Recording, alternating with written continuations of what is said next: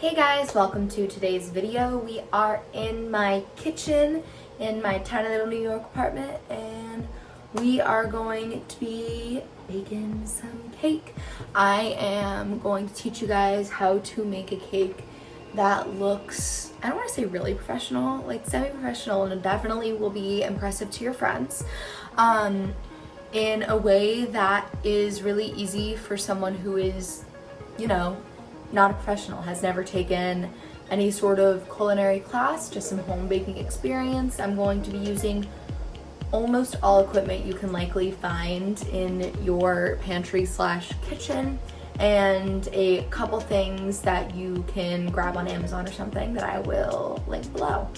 Okay, so the cake that we're going to be making today is a peanut butter chocolate cake. I was just feeling inspired by like Reese's and I don't know, just something like decadent and fall and chocolatey. I'm really feeling the fall vibes with my little cold shoulder sweater.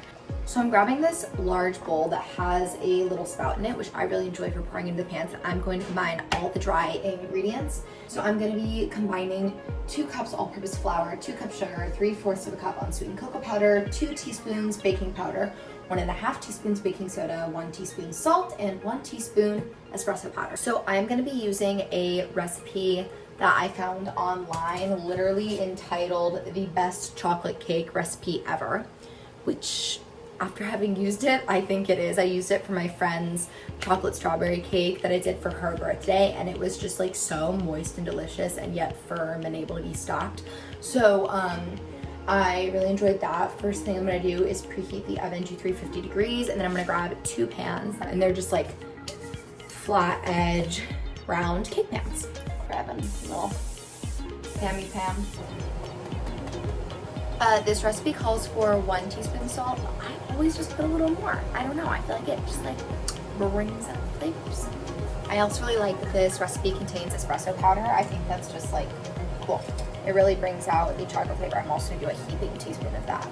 So I'm gonna go ahead and take a whisk and whisk it all together. And I'm gonna do it like this so you can see. So next I'm gonna slowly combine in each of the wet ingredients.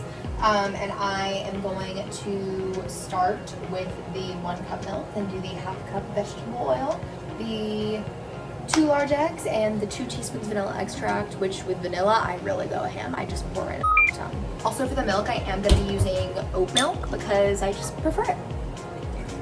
I always prefer to use organic eggs. I don't actually know if the brown ones are better than the white ones, but I feel like they're healthier, so that's just what I use.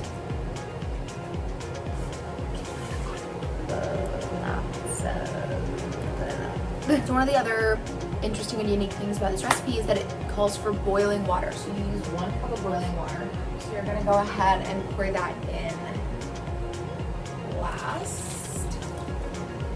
And it does do something interesting to the texture of the batter. It sort of melts everything together and makes it a lot more, oh, you can see that steam.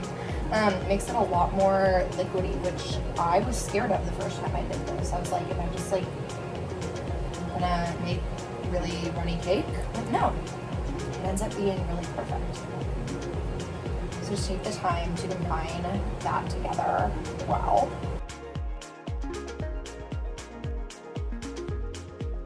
Also, if you forget to boil your water, you can also easily just kind of put it in the microwave to start and make it hot. It doesn't need to be like boiling.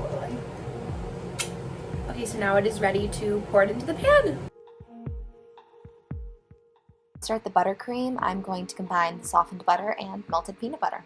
So next I'm going to go ahead and add the confectioner's sugar. So we're just gonna put in this whole package. I'm just kind of riffing off the recipe. I'm using someone else's recipe, but I'm riffing off it. Sprinkle some of that in there. So this is what the finished frosting looks like. It's kind of stiff, not too liquidy. Got peaks, which is what you want. So the next thing I'm gonna do is put this frosting in a piping bag and then put it in the fridge so that when everything's done, the frosting will be cooled and so will the cakes. When the cakes come out, I'm also gonna cool those. I think that's probably been the biggest thing that I've learned, like of recent.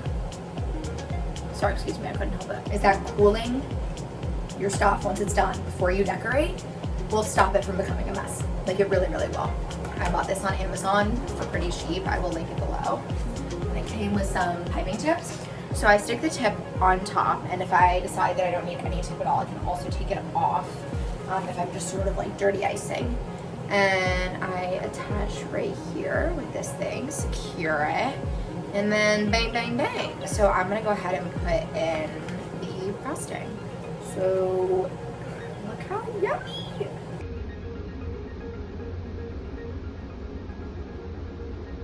Okay guys, the lighting in my kitchen is like not good. Do you want to see the power of the ring light right now? Here's what it looks like with the ring light. That's what it looks like without. What? Yeah, pretty. Without. Unfortunate. Okay, so I just took the cakes out of the oven and I'm now going to test to see if they're done, but it looks like they are. I do sort of a shake test where I'm like, is she jiggly? And when she's not, I usually know that she's finished. Perfectly clean. I'm gonna leave them out to rest for about 10 minutes and not keep them in the cold too quickly because I want them to sort of finish cooking through. And then I'm going to put them in the fridge for about 2 hours, like a while. And then I will come back and we'll start decorating. Okay, so I have let these babies cool for a long time. The frosting got a little too cool. It was a little hard, so I put it in the microwave for 30 seconds and now it's perfect consistency.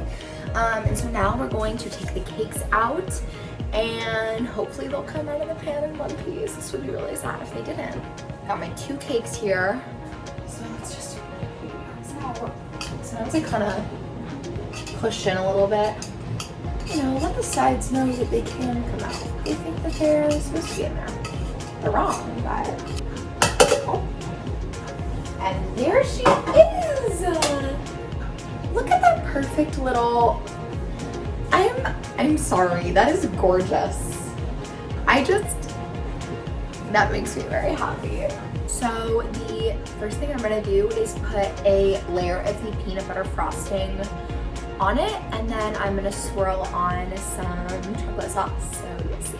That's all beautiful. I'm going to go ahead and take the chocolate sauce and just drizzle it on and then make some swirls. So that's just kind of do that. Doesn't really matter how it looks because this is going in between the layers of the cake.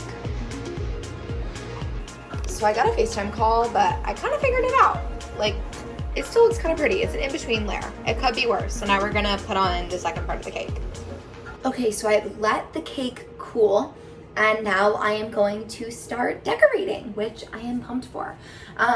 The first thing I'm gonna do is something I have never tried before, so let's hope it goes well. I'm going to try to do a drip effect on the cake, so wish me luck. Okay, so first impressions of my attempted drip effect. It looks like it's melting. I'm literally just using like a bottle of chocolate sauce because I was like, I don't think I'm advanced enough to do anything else. I don't know, let's try putting some cute little swirlies on the side and then see what's up. I feel like she's really cute. I don't really mind that the drips on the side are really messy because up top she's so fun. She's got a nice little heart made out of chocolate chips and filled with chocolate syrup. We've got peanuts up in here. We've got some swirly-ish on top that I kind of regret, but that's okay. Like, safe to say she's not professional, but if you brought this round to your friend's birthday, they'd be like, what, you made that? So that's super fun. And I'll take some better videos of it once it's cooled down a little more and this middle stuff has set.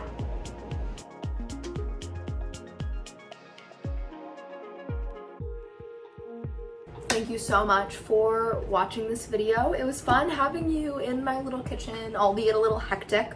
I know that there were deficiencies here. If I do this again, if you guys want to see this again, then I will figure out a way to actually show you what I'm doing with the cake. Maybe I'll have a friend here who can hold the camera or something. If you did enjoy this video, please give it a thumbs up. Please subscribe to my channel if you want to see more content like this, if you want to see my beauty videos or many upcoming music/singing videos. Thank you so much for watching, and I will see you in my next video.